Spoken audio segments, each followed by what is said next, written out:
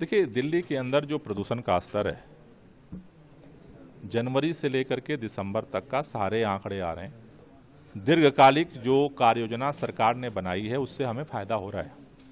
दिल्ली के अंदर जो व्हीकल पोल्यूशन है उसको कंट्रोल करने के लिए दिल्ली में आज 2000 इलेक्ट्रिक बसें सड़क पर लाई गई हैं।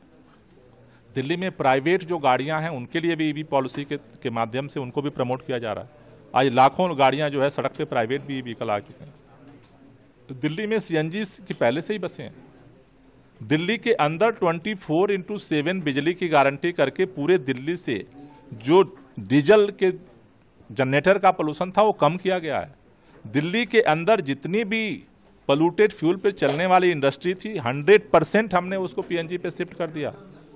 दिल्ली के अंदर जो फॉरेस्ट ग्रीन बेल्ट था वो 23% से बढ़ा के 23.6% दिल्ली में कर दिया। लाखों पेड़ हमने दिल्ली के अंदर लगाए हैं। दिल्ली के अंदर जो पोल्यूटेड थर्मल पावर था उसको बंद कर दिया गया। ये सारे अस्थायी समाधान हैं और उसका परिणाम यह है कि जब हमारी सरकार बनी उसके बाद से आज तक लगातार प्रदूषण कम हो रहा है। अभी सीएससी की एक रिपोर्ट आई है कि 12 से 14 में जो स्टेशन 5 थे उनका जो एक्यूआई का लेवल है और आज उन जगहों का लेवल है लगभग 45% पोल्यूशन कम हुआ है दिल्ली के अंदर।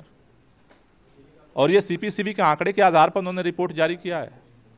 दिल्ली की सरकार लगातार काम कर रही है 12 महीने, लेकिन इस बार भी हम इंटरेक्शन प्लान बना रहे हैं। मैं भारतीय जनता पार्टी के और कांग्रेस के भी पार्टी के लोगों को कल चिट्ठी लिख रहा हूं। 5 तारीख को विंटर एक्शन प्लान को लेकर के सभी अधिकारियों के साथ बैठक है।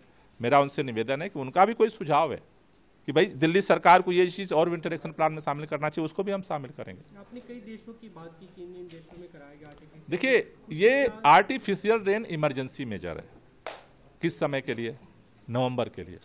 नवंबर में इन सारी चीजों के बाद जब नवंबर के महीने में हम देखते हैं प्रदूषण का स्तर अभी इस अगस्त के महीने में जो एक्यूआई है 40-50, 60, 40-50, 60, 70 इसमें चल रहा, उस समय 400 पार करने लगता है। उस समय क्या इमरजेंसी मेजर्स लिया जाए, इसके लिए आर्टिफिशियल रेन की आईआईटी कानपुर ने जो रिसर्च किया है उसके आधार पर हमने पिछली बार उनके साथ मीटिंग की थी। उन्होंने मुझे बताए थे कि इतने सेंट्रल गवर्नमेंट के डिपार्टमेंट हैं जिनका परमिशन चाहिए इसके लिए। उसके लिए हमने एक्सपर्ट्स मीटिंग के बाद केंद्रीय पर्यावरण मंत्री जी को लिखा, आप एक मीटिंग बुला लें जिसमें सभी सेंट्रल गवर्नमेंट की, दिल्ली सरकार की और आईआईटी कानपुर के लोग रहें और इसको आगे हम लोग समय रहते इसका परमिशन क्लियर हो सके, इसके लिए प्रयास तेज कर सकते हैं। मुझे समझ में नहीं आया कि मेरी इस चिट्ठी लिखने पर भाजपा के लोग क्यों नाराज हो गए। भाई, भारतीय जनता पार्टी की बराबर की जिम्मेदारी है दिल्ली के पोल्यूशन की। दिल्ली के लोग दिल्ली में आम आदमी पार्टी की सरकार बनाते हैं तो केंद्र में भाजपा की सरकार बनाते हैं। 3 बार से लगातार 7 सांसद जिता के भेज रहे हैं। पावर जब चाहिए होता है तो 100% चाहिए। संसद में कानून पास हो जाता है और पोल्यूशन की बात आती है तो एक मीटिंग भी आप नहीं करना चाहते हो।